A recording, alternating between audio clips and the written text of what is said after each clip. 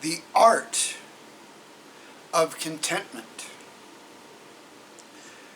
Not that I speak in regard to need, for I have learned, in whatever state I am, to be content. I know how to be abased, and I know how to abound. Everywhere and in all things, I have learned both to be full and to be hungry, both to abound and to suffer need. I can do all things through Christ who strengthens me. Philippians 4:11 through 13. Think back a few years and ask yourself a question. Are you happier today than you were back then? Of course, unless you face something particularly traumatic in the past, the passage of time has a way of casting a bit of a glow around yesteryear. Sometimes make it easier to remember good times than bad. But think back to when you were starting out or had very little. Were you less happy than you are now?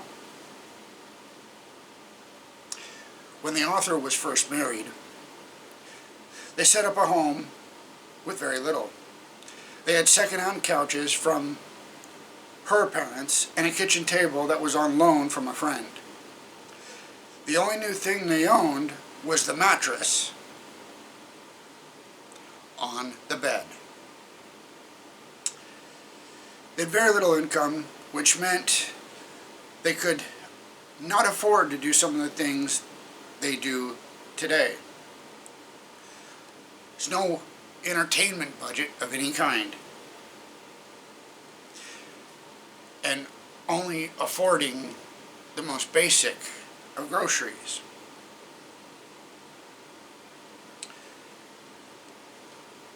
But what about being happy?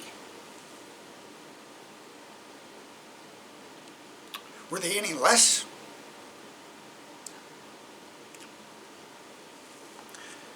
They look back on those years as some of the happiest they had. Owning practically nothing, but were happy. Why is it so hard for people to learn that things do not bring happiness? Neither does the pursuit of those things or the pursuit of, be it monetary or other means to acquire such things. And I say that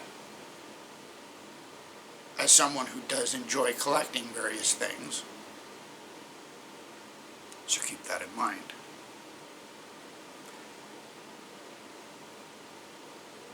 But does it make me happy? Perhaps the pursuit.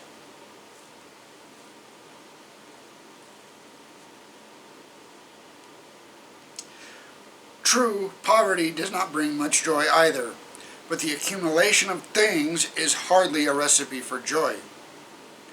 Take heed and beware of covetousness. Jesus warned, trying to spare us a lifetime of misery. For one's life does not consist in the abundance of the things he possesses. The Greeks told the story of Sisyphus, a self-aggrandizing man who was punished with an impossible feat, rolling a massive boulder up a hill only to have it roll back down on him. He would have to repeat the same thing every day for all eternity. While not a biblical story, it is a fair description of the futility of coveting things. That's not to say that if your neighbor gets a new car and you want a new car and you go out and work for it, that means that you're coveting your neighbor's car. Just keep things into perspective. What you value, what you spend your time on, that becomes your God. Keep God first. You will be trapped if you do not keep things in proper perspective, in a cycle of dissatisfaction and misery for the rest of your life. You will waste your years on things that do not matter, things that will not follow you into eternity, even if you are buried with them or in them.